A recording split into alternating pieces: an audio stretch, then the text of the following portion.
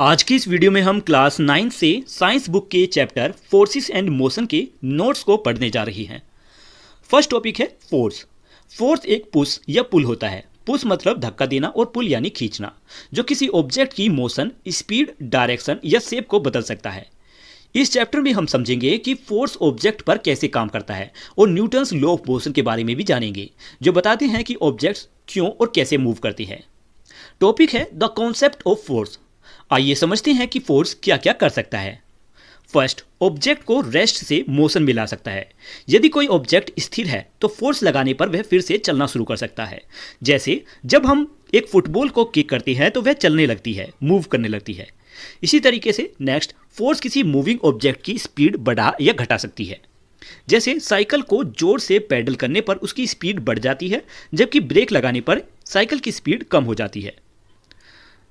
Next point, force किसी moving object की direction बदल सकता है। जैसे क्रिकेट में बैट से बॉल को हिट करने पर उसकी डायरेक्शन बदल जाती है। फोर्थ, फोर्स किसी ऑब्जेक्ट का शेप भी बदल सकता है। जैसे लेमन या फिर बैलून को दबाने पर उसका शेप बदल जाता है। इंपॉर्टेंट पॉइंट, फोर्स एक वेक्टर क्वांटिटी है। इसका मतलब है कि फोर्स को पूरी तरह बताने के लिए हमें मैग्नीट्यूड, डायरेक्शन दोनों बताने पड़ते हैं, ठीक वैसे ही जैसे डिस्प्लेसमेंट, वेलोसिटी और एक्सीलरेशन में होता है। फोर्स की एसआई यूनिट न्यूटन होती है। इसका नाम महान वैज्ञानिक आइजैक न्यूटन के नाम पर रखा गया। ध्यान रखें, यूनिट का नाम न्यूटन है, यानी स्मॉल एन से, लेकिन सिंबल यूज होता है कैपिटल एन। जैसे 10 एन, यहां पर कैपिटल एन यूज होगा। यदि किसी फोर्स की मैग्नीट्यूड बदल जाए, डायरेक्शन बदल जाए या दोनों ही बदल जाए तो उसका इफेक्ट भी बदल जाता है। नेक्स्ट टॉपिक है measuring the magnitude of a force. अब सवाल आता है कि फोर्स को मेजर करने कैसे करते हैं। इसके लिए स्प्रिंग बैलेंस का इस्तेमाल किया जाता है। अब स्प्रिंग बैलेंस क्या है? स्प्रिंग बैलेंस एक ऐसा इंस्ट्रूमेंट है जो फोर्स की मैग्नीट्यूड मापता है। पहले इसका इस्तेमाल ऑब्जेक्ट का वेट मापने के लिए किया जाता था। अब वेट क्या है कि वेट वास्तव में एक फोर्स ही है। यह वह ग्रेविटेशनल फोर्स है जिससे अर्थ किसी ऑब्जेक्ट को अपनी ओर खींचती है। अब क्वेश्चन है कि स्प्रिंग बैलेंस कैसे काम करता है।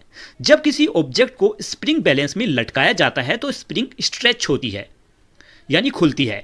स्प्रिंग जितना ज़्यादा स्ट्रेच होगी, जितना ज़्यादा फैलेगी, फोर्स उतना ज़्यादा होगा। स्केल पर रीडिंग देखकर फोर्स की वैल्यू पता की जाती है। जैसे यदि किसी बैग को स्प्रिंग बैलेंस पर लटकाया जाए तो स्प्रिंग नीचे की ओर खींचेगी और स्केल पर फोर्स की रीडिंग दिखाई देगी। यही रीडिंग उस बैग के वेट या फोर्स को दर्शाती है। नेक्स्ट है थ्रेड्स ऑफ क्यूरियोसिटी। हम अपनी रोजमर्रा की जिंदगी में बहुत छोटे फोर्सेस महसूस कर सकती हैं, जैसे हल्का सा टच। ऐसे फोर्सेस लगभग 1 मिली न्यूटन यानी 10⁻³ न्यूटन के ऑर्डर में हो सकती हैं। साइंटिस्ट इससे भी छोटे फोर्सेस को मेजर कर सकती हैं। जैसे कुछ एक्सपेरिमेंट में 1 हेक्टो न्यूटन यानी 10⁻24 न्यूटन जैसे बहुत छोटे छोटे फोर्सेस भी मापी जा सकी हैं। नेक्स्ट टॉपिक है बैलेंस्ड एंड अनबैलेंस्ड फोर्सेस। अब हम बैलेंस्ड फोर्स और अनबैलेंस्ड फोर्स के बारे में पढ़ेंगे। यह टॉपिक समझना बहुत जरूरी है, क्योंकि किसी ऑब्जेक्ट की मोशन इस बात पर निर्भर करती है कि उस पर लगने वाली फोर्सेस बैलेंस्ड है या अनबैलेंस्ड। रियल लाइफ में एक से अधिक फोर्सेस हैं। अक्सर किसी ऑब्जेक्ट पर एक साथ कई फोर्सेस काम करती हैं। जैसे एग्जांपल के तौर पर बॉक्स को पुश करना। जब हम किसी बॉक्स को धक्का देते हैं तो उस पर दो तरीके की फोर्सेस लगती हैं। First, applied force. Applied force वो है जिसमें हम खुद धक्का लगा रहे हैं। दूसरा, फ्रिक्शन फोर्स। फ्रिक्शन फोर्स वो है जो हमारी लगाए हुए धक्के का विरोध कर रही है, यानी फ्रिक्शन फोर्स एक अपोजिट फोर्स है। नेक्स्ट, एक और एग्जांपल, वाटर में फ्लोटिंग बॉल। पानी में तैरती हुई बॉल पर दो तरीके की फोर्सेस लगती हैं। First, gravitational force. Gravitational force ball को नीचे की ओर लगातार खींचती है, लेकिन बॉयंट फोर्स ये पानी में लगने वाली फोर्स है जो बॉल को ऊपर की ओर धकेलती है। बैलेंस फोर्स, जब दो फोर्स का मैग्नीट्यूड एक जैसा हो, डायरेक्शन अपोजिट हो, तो उन्हें बैलेंस फोर्स कहती हैं। ऐसी सिचुएशन में नेट फोर्स 0 हो जाता है, इसीलिए ऑब्जेक्ट मूव नहीं कर सकता या अपनी मोशन नहीं बदल सकता। जैसे एग्जांपल के तौर पर टग ऑफ वार। मान लीजिए रस्साकसी में यानी टग ऑफ वार में दोनों टीम्स 50 न्यूटन का फोर्स लगा रही है। एक तरफ 50 न्यूटन तो दूसरी तरफ भी 50 न्यूटन से दोनों खींच रही हैं। तो यहाँ पर नेट फोर्स दोनों का इक्वल लग रहा है, तो नेट फोर्स 0 हो जाएगा। रस्सी कहीं भी नहीं लेगी क्योंकि फोर्स यहाँ पर बैलेंस्ड हो गया। अनबैलेंस्ड फोर्स, अनबैलेंस फोर्स जब ऑब्जेक्ट पर लगने वाली फोर्सेस बराबर नहीं होती तो उन्हें अनबैलेंस्ड फोर्स कहते हैं। इनका नेट फोर्स कभी जीरो नहीं होता। ऑब्जेक्ट बड़ी फोर्स की डायरेक्शन में मूव करता है या एक्सीलरेट करता है। टग ऑफ वार का ही एग्जांपल ले लीजिए। यदि एक टीम 50 न्यूटन और दूसरी टीम 30 न्यूटन की फोर्स लगा रही है, अपनी ताकत लगा रही है, तो नेट फोर्स 20 न्यूटन होगा, यानी रस्सी 50 न्यूटन वाली डायरेक्शन में मूव करेगी जहां पर फोर्स ज़्यादा लग रही है। नेक्स्ट है net force rules. Rule number 1, opposite direction, यानी जब फोर्स अपोजिट डायरेक्शन में हो तो फॉर्मूला लगेगा net force equals to large force minus smaller force, यानी डायरेक्शन हमेशा बड़ी फोर्सेस की ओर बढ़ेगी। जैसे 10 न्यूटन राइट और 6 न्यूटन लेफ्ट की तरफ है तो नेट फोर्स 4 न्यूटन राइट होगा, मतलब ज़्यादा क्वांटिटी की तरफ। रूल नंबर 2, सेम डायरेक्शन, जब फोर्स सेम डायरेक्शन में हो तो net force sum of forces होगा, यानी डायरेक्शन भी वही रहेगी। मान लीजिए कि दोनों टीम राइट की तरफ फोर्स लगा रही है, 10 न्यूटन राइट पहली टीम और सेकंड टीम भी 6 न्यूटन राइट, तो दोनों को फोर्सेस को जोड़ा जाएगा, यानी दोनों टीम मिलकर 60 न्यूटन फोर्स लगा रही है। इसी तरीके से सोल्व एग्जांपल कुछ दिए गए हैं। बोथ फोर्सेस टुवर्ड्स राइट, अगर दोनों फोर्सेस राइट की तरफ हैं, 10 न्यूटन राइट 6 न्यूटन राइट, तो टोटल हो गया 60 न्यूटन राइट, यह भी हमने पढ़ा। अपोजिट डायरेक्शन में माइनस की जाती है। इसी तरीके से बाकी एग्जांपल है। नेक्स्ट है रेडी टू गो बियॉन्ड।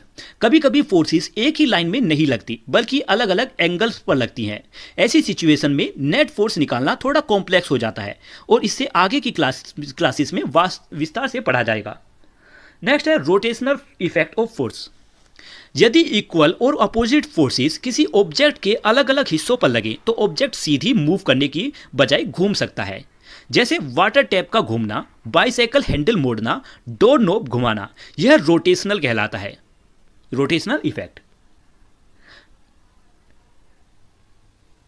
तो नेक्स्ट टॉपिक है the force of friction, often overlooked but always present. यानी अब हम फ्रिक्शन के बारे में पढ़ेंगे। फ्रिक्शन एक ऐसा फोर्स है जो हमारे हर जगह देखने को मिलता है, लेकिन अक्सर हम उसे नोटिस नहीं करते। जब भी कोई ऑब्जेक्ट किसी सरफेस पर मूव करता है, फ्रिक्शन हमेशा उसकी मोशन का विरोध करती है, यानी उसे रोकने का कोशिश करती है। What is friction? फ्रिक्शन आखिर है क्या? जब किसी ऑब्जेक्ट पर फोर्स लगाया जाता है और वह किसी सरफेस पर होता है तो ऑब्जेक्ट और सरफेस के बीच एक फोर्स कार्य करती है जिसे फ्रिक्शनल फोर्स कहती हैं। फ्रिक्शन हमेशा मोशन या मोशन की टेंडेंसी के अपोजिट डायरेक्शन में काम करती है। एग्जाम्पल के तौर पर मान लीजिए कि आप एक बॉक्स को दाईं तरफ या राइट साइड मतलब पुश कर रही हैं, तो फ्रिक्शन फोर्स लेफ्ट डायरेक्शन से अप्लाइड होगी, यानी फ्रिक्शन बॉक्स की मोशन को में रुकावट डालेगी। यानी हम तो राइट की तरफ धकेल रही हैं लेकिन फ्रिक्शन फोर्स उसे लेफ्ट की तरफ धकेलेगी। ऑब्जेक्ट तभी मूव करेगा जब अप्लाइड फोर्स फ्रिक्शन फोर्स से ज़्यादा हो, तब एक नेट फोर्स पैदा होगी और ऑब्जेक्ट आगे बढ़ने लगेगी। नेक्स्ट है की facts about friction. First, friction surface पर डिपेंड करता है। फ्रिक्शन इस बात पर निर्भर करता है कि कांटेक्ट में आने वाली सरफेस कैसी है, स्मूथ या फिर रफ। अगर स्मूथ सरफेस है तो फ्रिक्शन कम होगा, ऑब्जेक्ट आसानी से मूव करेगा। एग्जाम्पल के तौर पर मार्बल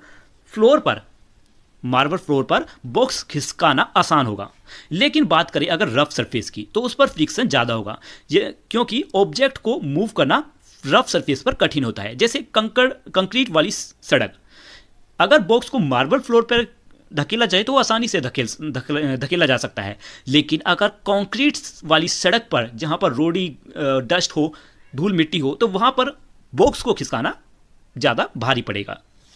नेक्स्ट है less friction means longer motion. जब फ्रिक्शन कम होती है ऑब्जेक्ट धीरे धीरे स्पीड खोता है, ज़्यादा दूरी तय करता है। जैसे आइस पर स्लाइडिंग ऑब्जेक्ट काफ़ी दूर तक चला जाता है।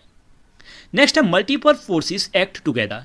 किसी मूविंग ऑब्जेक्ट पर एक साथ कई फोर्सेस लग सकती हैं।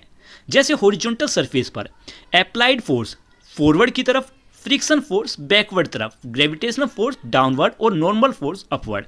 यानी एक ही ऑब्जेक्ट पर ये एक साथ 4 फोर्स लगेंगी।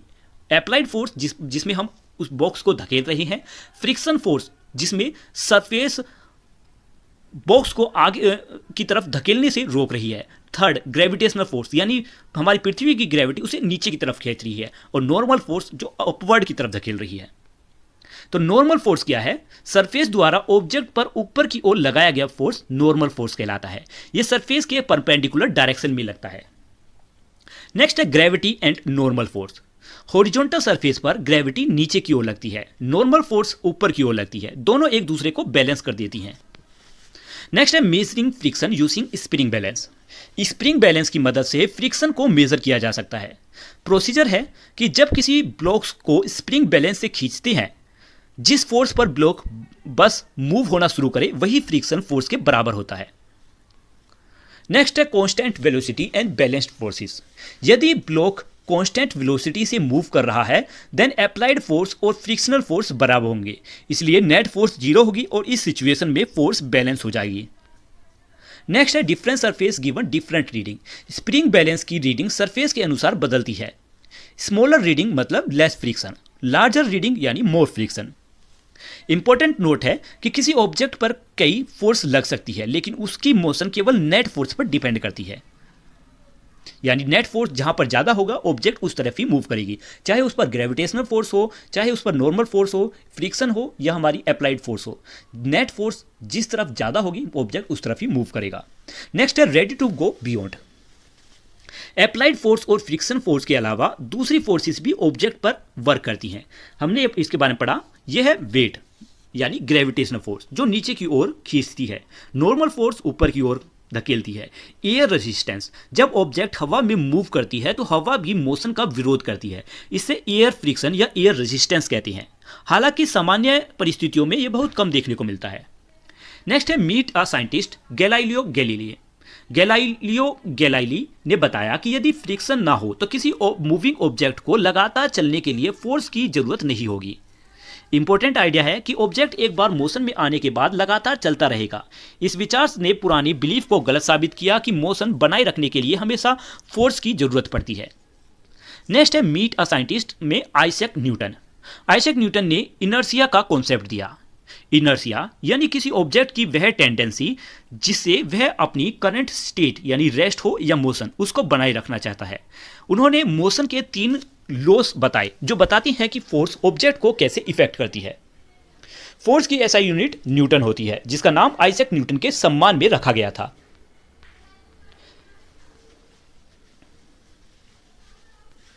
नेक्स्ट है Newton's first law of motion. अब हम न्यूटन के मोशंस के बारे में पढ़ेंगे। यह न्यूटन का पहला और सबसे इंपॉर्टेंट नियम है जिसे लॉ ऑफ इनर्शिया भी कहा जाता है। न्यूटन्स फर्स्ट लॉ, इस न्यूटन का पहला नियम यह है कि कोई ऑब्जेक्ट यदि रेस्ट में है तो वह रेस्ट में ही रहेगी, और अगर वह मोशन में है तो वह कांस्टेंट वेलोसिटी से चलती रहेगी जब तक कि उस पर कोई नेट फोर्स काम ना करे, यानी उस पर या तो उसे रोके या उसे धकेले ना। आसान भाषा में कही, यदि किसी ऑब्जेक्ट पर लगाने वाला नेट फोर्स 0 हो तो ऑब्जेक्ट रेस्ट में ही रहेगा, और मोशन में है तो कांस्टेंट वेलोसिटी से चलता रहेगा। ऐसी सिचुएशन में एक्सीलरेशन 0 होता है क्योंकि वेलोसिटी में कोई चेंज नहीं हो रहा। ऑब्जेक्ट एट रेस्ट का मतलब है वेलोसिटी 0। कांस्टेंट वेलोसिटी का मतलब है स्पीड नहीं बदल रही, डायरेक्शन नहीं बदल रही। यदि वेलोसिटी कांस्टेंट और नॉन जीरो है तो ऑब्जेक्ट सीधी स्ट्रेट लाइन में एक समान स्पीड से चलता रहेगा। नेक्स्ट है graph for Newton's first law. First point, object at rest, net force, no net force.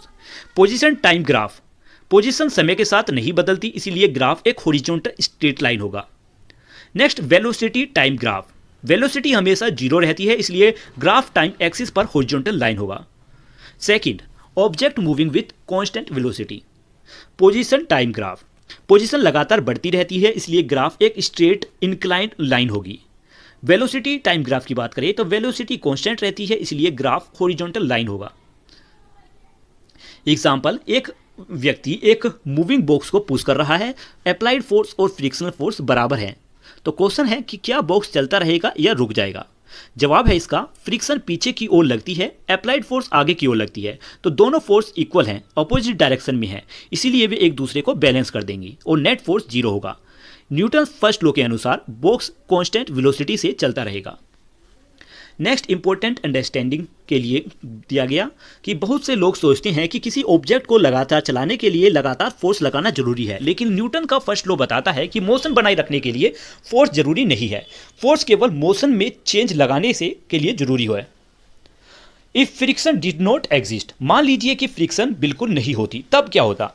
तब ऑब्जेक्ट को चलाने के लिए केवल शुरुआत में फोर्स लगानी पड़ती, इसके बाद ऑब्जेक्ट लगातार चलता रहता। यही बात गैलीलियो ने समझाई थी। फोर्स कब जरूरी होता है? फोर्स की आवश्यकता जब होती है जब रेस्ट में पड़ी ऑब्जेक्ट को चलाने के लिए फोर्स लगाई जाए। सेकेंड, मूविंग ऑब्जेक्ट की स्पीड बढ़ाने के लिए फोर्स लगाई जाती है। मूविंग ऑब्जेक्ट की स्पीड घटाने के लिए फोर्स लगाई जाती है, और डायरेक्शन बदलने के लिए भी फोर्स लगाई जाती है। और साथ ही ऑब्जेक्ट अगर पहले से ही मोशन में है तो उसे रोकने के लिए भी फोर्स का इस्तेमाल किया जाता है। नेक्स्ट है इनर्शिया। न्यूटन के फर्स्ट लॉ से जुड़ा एक इंपॉर्टेंट कॉन्सेप्ट है इनर्शिया। डेफिनेशन है इसकी कि किसी ऑब्जेक्ट की अपनी रेस्ट या मोशन को बनाए रखने की टेंडेंसी को इनर्शिया कहते हैं। एग्जाम्पल है इनर्शिया के कि बस अचानक चलती है तो यात्री पीछे की ओर झुक जाते हैं। बस अचानक रुकती है तो यात्री आगे की ओर झुक जाते हैं। टेबल क्लॉथ को तेजी से खींचने पर बर्तन अपनी जगह बने रहते हैं। ये सारे इनर्शिया के एग्जाम्पल है। यदि किसी नेक्स्ट है न्यूटन का सेकंड लॉ ऑफ मोशन। यह नियम हमें बताता है कि किसी ऑब्जेक्ट पर लगाने वाला नेट फोर्स उसकी एक्सीलरेशन को कैसे इफेक्ट करता है। न्यूटन का दूसरा नियम यह कहता है कि जब किसी ऑब्जेक्ट पर नेट फोर्स लगाया जाता है तो ऑब्जेक्ट उसी डायरेक्शन में एक्सीलरेट करता है। एक्सीलरेशन नेट फोर्स के सीधे डायरेक्टली प्रोपोर्शनल और मास के इनवर्सली प्रोपोर्शनल होता है। मतलब नियम के अनुसार अगर फोर्स बढ़ेगा तो एक्सीलरेशन भी बढ़ेगी, और मास बढ़ेगा तो एक्सीलरेशन कम होगी। एग्जाम्पल के लिए एक खाली ट्रॉली को धक्का देना आसान होता है, लेकिन उसी ट्रॉली में भारी सामान भर दिया जाए तो उसे एक्सीलरेट करना कठिन हो जाता है। क्यों? क्योंकि मास बढ़ जाता है। यहां पर मैथमेटिकल फॉर्मूला दिया गया है Newton second law of motion, force equals to mass into acceleration. Important point है कि एक्सीलरेशन की डायरेक्शन हमेशा नेट फोर्स की डायरेक्शन में होती है। इस फॉर्मूले से हमें पता चलता है कि यदि मास समान रहे तो ज़्यादा फोर्स और ज़्यादा एक्सीलरेशन की जरूरत पड़ती है। अगर ज़्यादा फोर्स होगा तो एक्सीलरेट भी ज़्यादा ही होगा। यदि फोर्स नॉर्मल एक ही समान रहे और तो कम मास में हमें ज़्यादा एक्सीलरेट मिलेगा, और ज़्यादा मास से हमें कम एक्सीलरेशन मिलेगा।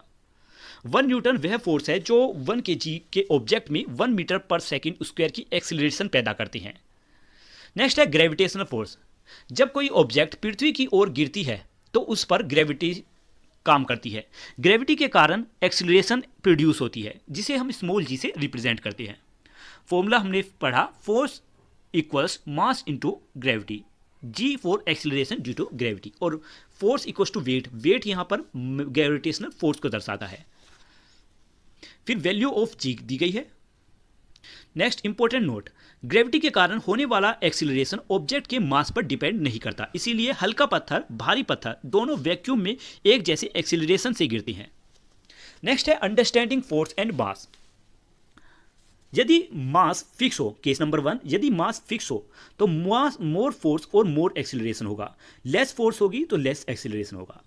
दूसरे केस में अगर फोर्स सेम रहे तो स्मॉलर मास में लार्ज एक्सीलरेशन मिलेगा और लार्ज मास में स्मॉलर एक्सीलरेशन, यानी ये दोनों इनवर्सली प्रोपोर्शनल है।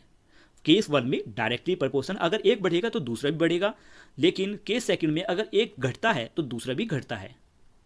नेक्स्ट है थ्रेड्स ऑफ क्यूरियोसिटी। यदि आप अपनी हथेली पर 100 ग्राम्स का कोई ऑब्जेक्ट रखती हैं तो आपकी हथेली लगभग 1 न्यूटन का फोर्स अपवर्ड फोर्स लगाती है। नेक्स्ट है ready to go beyond. Momentum किसी ऑब्जेक्ट के मास और वेलोसिटी का रिजल्ट बताता है, या मूवमेंट की डायरेक्शन वेलोसिटी की डायरेक्शन के समान होती है। न्यूटन सेकंड लॉ को मोमेंटम के रूप में भी लिखा जाता है, जैसे नेट फोर्स मोमेंटम के चेंज की रेट को प्रोपोर्शनल होती है। नेट फोर्स मोमेंटम के चेंज की रेट के प्रोपोर्शनल होती है। Real life application. First, cricket catching a cricket ball. जब खिलाड़ी बॉल पकड़ते समय अपने हाथ पीछे ले जाता है तो स्टॉपिंग टाइम बढ़ जाता है। रिजल्ट, फोर्स कम हो जाती है और चोट लगने की संभावना घट जाती है। Second, air bags in cars. Accidents के समय एयर बैग्स इम्पैक्ट का समय बढ़ा देती है, पैसेंजर पर लगने वाली फोर्स कम हो जाती है। नेक्स्ट है कोकोनट फॉलिंग ऑन ग्राउंड। जब नारियल जमीन पर गिरता है तो वह बहुत कम समय में रुक जाता है। रिजल्ट, बहुत बड़ी फोर्स प्रोड्यूस होती है और नारियल टूट सकता है। नेक्स्ट है Newton's third law of motion. अब हम न्यूटन के थर्ड लॉ ऑफ मोशन को समझेंगे। यह न्यूटन के सबसे इंपॉर्टेंट लॉस में से एक है और हमें बताता है कि फोर्स हमेशा पेयर में काम करता है। न्यूटन का थर्ड लॉ यह बताता है कि whenever one object exert a force on another object, the second object exert an equal and opposite force on the first object। आसान भाषा में कहे कि हर एक्शन के बराबर और विपरीत दिशा में एक रिएक्शन होता है, मतलब every action has an equal and opposite reaction। Force हमेशा इंटरेक्शन से प्रोड्यूस होता है, फोर्स कभी अकेले नहीं लगता। जब भी एक ऑब्जेक्ट किसी दूसरे ऑब्जेक्ट पर फोर्स लगाता है तो दूसरा ऑब्जेक्ट भी पहले ऑब्जेक्ट पर फोर्स लगाता है। इसी को एक्शन रिएक्शन पेयर कहती हैं। इसकी इंपॉर्टेंट प्रॉपर्टीज, फर्स्ट, मैग्नीट्यूड हमेशा इक्वल होती है, यानी एक्शन फोर्स और रिएक्शन फोर्स दोनों बराबर होंगे। सेकंड, डायरेक्शन हमेशा ऑपोजिट होती है, यानी एक फोर्स जिस डायरेक्शन में होगा दूसरी फोर्स उसके अपोजिट डायरेक्शन में होगी। थर्ड, डिफरेंट ऑब्जेक्ट्स पर लगती हैं। यही सबसे इंपॉर्टेंट बात है कि एक्शन और रिएक्शन फोर्सेस अलग अलग ऑब्जेक्ट पर लगते हैं, इसीलिए वे एक दूसरे को कैंसिल नहीं करते। Example, kicking a ball. जब खिलाड़ी गेंद को किक करता है, बॉल को किक करता है, फुटबॉल पर फोर्स लगता है, बॉल भी फुट पर उतना ही प्रेशर या फोर्स लगाती है। यही न्यूटन का थर्ड लॉ ऑफ मोशन है। एक्शन हुआ कि फुटबॉल को पर लात मारी गई, ये एक्शन है, और रिएक्शन कि जब फुटबॉल पर आपने फुट मारा तो आपके फुट पर भी रिएक्शन हुआ उसका। सेकंड एग्जांपल ले लीजिए, वॉकिंग ऑन रनिंग। जब हम चलते हैं हमारा पैर जमीन को पीछे की ओर धक्का देता है, जमीन हमें आगे की ओर धक्का देती है। इसी रिएक्शन फोर्स के कारण हम आगे बढ़ती हैं। यहाँ एक्शन है फुट पुशिस ग्राउंड बैकवर्ड और रिएक्शन है ground pushes person forward.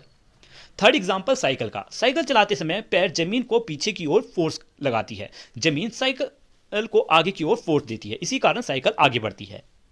Fourth example, नाव चलाते समय पैडल पानी को पीछे धकेलता है और पानी नाव को आगे धकेलती है, इसीलिए बोट आगे बढ़ती है। नेक्स्ट है real life application. First, rocket launch. Rocket launch Newton's third law का सबसे इंपॉर्टेंट एग्जांपल है। क्या होता है कि रॉकेट अपनी एग्जॉस्ट गैस को नीचे की ओर तेजी से फेंकता है। इसका रिएक्शन ये होता है कि गैसेस रॉकेट को ऊपर की ओर धक्का देती है, इससे रॉकेट ऊपर उड़ता है। चंद्रयान 3 का एग्जाम्पल कि चंद्रयान 3 की लैंडिंग के दौरान रॉकेट इंजन ने गैसेस को मोशन के अपोजिट डायरेक्शन में निकाला। इस रिएक्शन फोर्स से विक्रम लैंडर की स्पीड कम की और सेफ लैंडिंग की में मदद की। इस रिएक्शन फोर्स ने विक्रम लैंडर की स्पीड कम की और सेफ लैंडिंग में मदद की। Second, balloon. जब बैलून की हवा बाहर निकलती है, एक्शन है इसमें एयर बैकवर्ड निकलती है और रिएक्शन बैलून फॉरवर्ड मूव करता है। नेक्स्ट है जंपिंग। जब कोई पर्सन कूदता है, लेग्स जमीन को नीचे की ओर धकेलते हैं और रिएक्शन है इसका कि ग्राउंड पर्सन को ऊपर की ओर पुश करती है, जिससे व्यक्ति हवा में उछल सकता है। इंपॉर्टेंट नोट, बहुत से स्टूडेंट सोचते हैं कि एक्शन और रिएक्शन फोर्सेस एक दूसरे को कैंसिल कर देती हैं, लेकिन ऐसा नहीं होता, क्योंकि एक्शन फोर्स एक ऑब्जेक्ट पर लगता है और रिएक्शन फोर्स दूसरे ऑब्जेक्ट पर लगता है, इसलिए दोनों कैंसिल नहीं होते।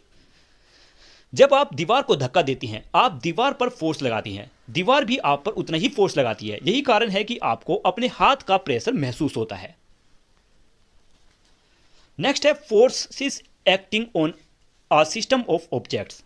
अब हम forces acting on a system of object को समझेंगे। यह टॉपिक न्यूटन्स लॉ का एक बहुत इंपॉर्टेंट एप्लीकेशन है, जिसमें हम कई ऑब्जेक्ट्स को एक साथ लेकर प्रॉब्लम को आसान बनाती हैं सिस्टम अप्रोच क्या है? जब दो या दो से ज़्यादा ऑब्जेक्ट आपस में जुड़ी होती हैं तो उन्हें अलग अलग देखने के बजाय एक सिंगल सिस्टम माना जा सकता है। ऐसी कैलकुलेशन काफ़ी आसान हो जाती है। सिस्टम का मतलब है कि सभी जुड़े हुए ऑब्जेक्ट को एक साथ कंसीडर करना। एग्जाम्पल, मान लीजिए दो बॉक्सेस है, बॉक्स 1 का मास है m1, बॉक्स 2 का मास है m2। दोनों एक स्ट्रिंग से जुड़े हुए हैं और फ्रिक्शनलेस सरफेस पर रखे हैं, यानी किसी चिकने सरफेस पर। अब बॉक्स 1 को एक एक्सटर्नल फोर्स F से राइट ओर खींचा जा रहा है। First, internal force. जो फोर्सेस सिस्टम के अंदर ऑब्जेक्ट के बीच लगती है, यहाँ उसे इंटरनल फोर्स कहती हैं। यहाँ स्ट्रिंग की टेंशन इंटरनल फोर्स है। बॉक्स 1 पर टेंशन बाई राइट साइड और लग रही है और बॉक्स 2 पर लेफ्ट साइड। ये दोनों इक्वल और अपोजिट होती हैं। नेक्स्ट है एक्सटर्नल फोर्स। जो फोर्स सिस्टम के बाहर से लगती है, यहाँ उसे एक्सटर्नल फोर्स कहती हैं। जो फोर्स सिस्टम के बाहर से लगती है उसे एक्सटर्नल फोर्स कहती हैं। यहाँ F एक्सटर्नल फोर्स है। नेक्स्ट है सिस्टम अप्रोच का फायदा। अगर हम दोनों बॉक्सेस को एक ही सिस्टम मान लें तो टेंशन को अलग से कंसीडर करने की जरूरत नहीं होती। ऐसा क्यों? क्योंकि टेंशन एक इंटरनल फोर्स है और सिस्टम के अंदर ही कैंसिल हो जाती है, इसलिए केवल एक्सटर्नल फोर्स F इंपॉर्टेंट रहती है। नेक्स्ट है एक्सीलरेशन ऑफ द सिस्टम। पूरे सिस्टम का मास होगा m1 plus m2। Newton second law के अनुसार फोर्स का फॉर्मूला होता है मास इंटू एक्सीलरेशन। तो एक्सीलरेशन निकला force divide by mass of system, यानी acceleration equals to force divide by mass 1 और मास 2 का टोटल, यानी दोनों बॉक्सेस, यदि यही दोनों बॉक्सेस के कॉमन एक्सीलरेशन होगा। नेक्स्ट है ट्राई योरसेल्फ में कुछ क्वेश्चंस दिए गए हैं। जब फोर्स बॉक्स 1 को खींचता है तो बॉक्स 2 को कौन खींचता है? आंसर, स्ट्रिंग में प्रोड्यूस हुआ टेंशन। जब बॉक्स 1 आगे बढ़ता है तो स्ट्रिंग टाइट हो सक जाती है और टेंशन की मदद से बॉक्स 2 भी खींचता है। नेक्स्ट है रेडी टू गो बियॉन्ड। वास्तविकता में सिस्टम पर कुछ और फोर्सेस भी लगती हैं, डाउनवर्ड फोर्स, अपवर्ड फोर्स, क्योंकि बॉक्सेस ऊपर नीचे मूव नहीं कर सकते। इसीलिए न्यूटन 1 और न्यूटन 2 बराबर होंगे मास 1 और मास 2 से। मतलब टोटल अपवर्ड फोर्स बराबर होगी टोटल डाउनवर्ड फोर्स के बराबर। मतलब वर्टिकल डायरेक्शन में फोर्स बैलेंस हो जाएंगी। कुछ इंपॉर्टेंट पॉइंट याद रखने के लिए कि जब पूरे सिस्टम को एक साथ कंसीडर करती हैं तो इंटरनल फोर्सेस को इग्नोर किया जा सकता है। केवल एक्सटर्नल फोर्सेस एक्सीलरेट तय करती हैं। पूरे सिस्टम का मास सभी मासेस का टोटल होता है। अब आती है इसकी समरी जो हमने इस चैप्टर में पढ़ा। First, friction. फ्रिक्शन मोशन की अपोजिट डायरेक्शन में काम करता है। न्यूटन का फर्स्ट लॉ है कि यदि नेट फोर्स 0 है तो वह ऑब्जेक्ट रेस्ट में ही रहेगी या कांस्टेंट वेलोसिटी से चलती ही रहेगी। Next, Newton's second law, net force acceleration पैदा करता है, यानी force equals to mass into acceleration. Third, Newton's third law, हर एक्शन के बराबर और अपोजिट डायरेक्शन में रिएक्शन होता है।